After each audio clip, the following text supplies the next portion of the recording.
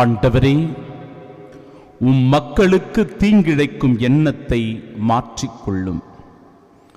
நம் ஆண்டவராகிய இயேசு கிறிஸ்துவின் அன்பும் அருளும் அமைதியும் மகிழ்ச்சியும் உங்கள் அனைவரோடும் என்றும் இருப்பதாக. என் அன்பிற்கு பிரியமுள்ள சகோதர சகோதரிகளே, எப்பொழுது நாம் நிம்மதியை இழந்து விடுகிறோம், எப்பொழுது நம்முடைய உள்ளத்தில் அமைதி இல்லை என்றால் நாம் எப்பொழுது பிறருடைய பொருளுக்கு ஆசைப்படுகிறோமோ, பிறருடைய சொத்துகளுக்கு ஆசைப்படுகிறோமோ, பிறருடைய பதவிகளுக்கு ஆசைப்படுகிறோமோ, அப்பொழுது நாம் நம்முடைய நிம்மதியையும் அமைதியையும் இழந்து விடுகிறோம். ஒரு உதாரணம் சொல்லுகிறேன். ஒரு கிறிஸ்தவ பெண்மணி கல்லறைக்கு போகிறாள். அவர் கல்லறைக்கு போய் ஜெபம் செய்துவிட்டு வீடு திரும்புவதற்காக திரும்பி வருகிற போது அவருடைய காலில் ஏதோ தட்டுகிறது. காலில் என்னவோ தட்டுது அப்படின்னு கீழே குனிந்து பார்த்த உடனே ஒரு பழைய எலும்புக்கூடு, ஒரு கை, அந்த எலும்புக்கூட்டினுடைய கை அவருடைய காலில் தட்டுது. என்ன தட்டுது அப்படின்னு கீழே பார்க்கும்போது அந்த எலும்புக்கூட்டை பார்க்கிறாள். பார்த்தா அந்த கையில் மின்னுது. ஏதோ ஒரு மின்னுவதை அவர் கண்டுபிடிக்கிறாள். கீழே குனிந்து பார்க்கிறாள். அது ஒரு தங்க மோதிரம். உள்ளத்தில் ஒரு பயம், இதை எடுக்கலாமா வேணாமா அப்படின்ற ஒரு தயக்கம் இருக்கிறது. ஆனால் அது ஒரு தங்க மோதிரம், விட்டு விட்டு போவதற்கு மனது இல்லை. என்ன செய்வதுன்னு தெரியாமல் கொஞ்சம் யோசித்தவள் அப்படியே அந்த கையை கீழே கொண்டு போய் அந்த மோதிரத்தை எடுப்பதற்காக முயற்சி செய்கிறாள்.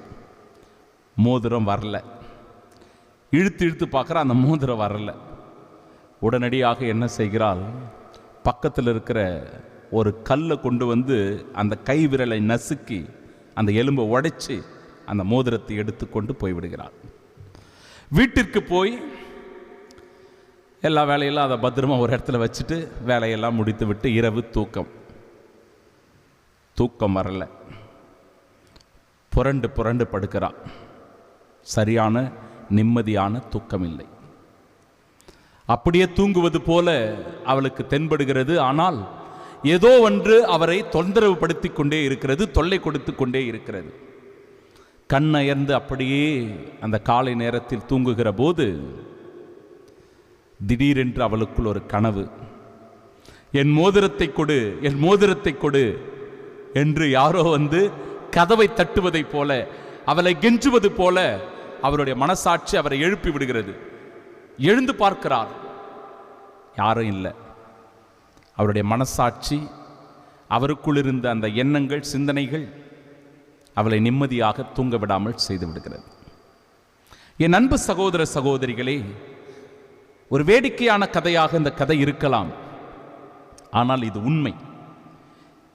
பிறருடைய பொருளுக்கு நாம் ஆசைப்படுகிற போது, பிறருடைய சொத்துக்கு ஆசைப்படுகிற போது, பிறருடைய செல்வத்திற்கு ஆசைப்படுகிற போது, பிறருடைய பதவிக்கு நாம் ஆசைப்படுகிற போது, இப்படிதான் பல நேரங்களில் நாம நம்முடைய நிம்மதியை இழந்து விடுகிறோம், நம்முடைய சந்தோஷத்தை இழந்துடுறோம். இதை நாம் கவனமாக கொள்ள வேண்டும். பாருங்கள், இன்றைய முதல் வாசகத்தில் இஸ்ராயேல் மக்களை ஆண்டவர் எகிப்திலிருந்து மீட்டு கொண்டு வருகிறார். அவர்களுடைய அந்த அடிமைத்தனத்திலிருந்து அவர்களை மீட்கிறார். ஆனால் இந்த மக்கள் நன்றி மறந்தவர்களாக, அந்த துன்பத்திலிருந்து அவர்களை மீட்டு கொண்டு வந்தவரை மறந்து போனவர்களாக ஆண்டவருடைய கட்டளையை புறக்கணிக்கிறார்கள். ஆண்டவருடைய கட்டளைகளை மீறி நடக்கிறார்கள். மனம் போன போக்கிலே வாழ்கிறார்கள். இறைவனுடைய உடனிருப்பையும் வழி நடத்துதலையும் பாதுகாப்பையும் அவர்கள் உணரவில்லை. அதனால் கடவுளுடைய கோபத்திற்கு அவர்கள் உள்ளாகிறார்கள். அவர்களுடைய வாழ்க்கையில் நிம்மதியும் மகிழ்ச்சியும் தொலைந்து போகிறது.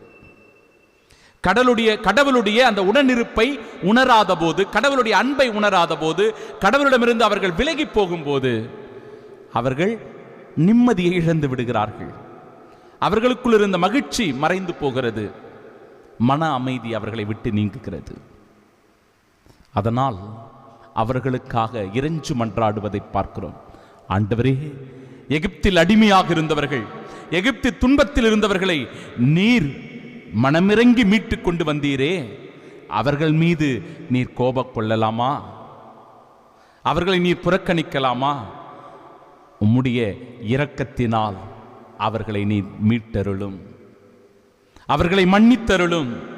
உம் மக்களுக்கு நீர் தீங்கிழைக்க நினைக்கும் உம்முடைய எண்ணத்தை மாற்றிக்கொள்ளும் என்று இறைஞ்சு வேண்டுவதாக அமைந்திருக்கிறது இந்த நாளினுடைய முதல் வாசகம். அன்பிற்குரியவர்கள், அதுபோலவே இன்றைய நாளினுடைய நற்செய்தி வாசகத்திலும் உங்கள் சார்பாக நிற்பார் என நீங்கள் எதிர்பார்க்கும் மோசேவே உங்கள் மேல் குற்றம் சுமத்துவார்.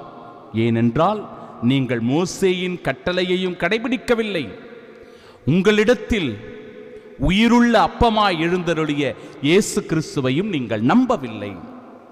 இயேசு கிறிஸ்துவின் மீது உங்களுக்கு நம்பிக்கை இல்லை என்றால், உங்களுக்காக அனுப்பப்பட்ட அந்த மீட்பரை நீங்கள் ஏற்கவில்லை என்றால், உங்களுக்காக ரத்தம் சிந்த போகிற, உங்களுக்காக மரணிக்க இருக்கிற, சிலுவை சுமந்து சிலுவையிலே தன்னை கையளிக்க இருக்கிற, ஒப்பு கொடுக்க இருக்கிற இறைமகன் இயேசுவை நீங்கள் ஏற்றுக்கொள்ளவில்லை என்றால், அதைவிட சான்று உங்களுக்கு வேற என்ன வேண்டும்?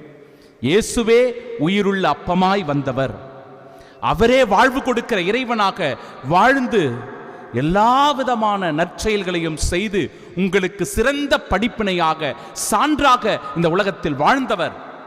அந்த சான்றையே நீங்கள் புறக்கணித்து விட்டீர்கள், அந்த சான்றையே நீங்கள் நம்ப மறுக்கிறீர்கள், அந்த சான்றையே நீங்கள் ஏற்றுக்கொள்ளவில்லை.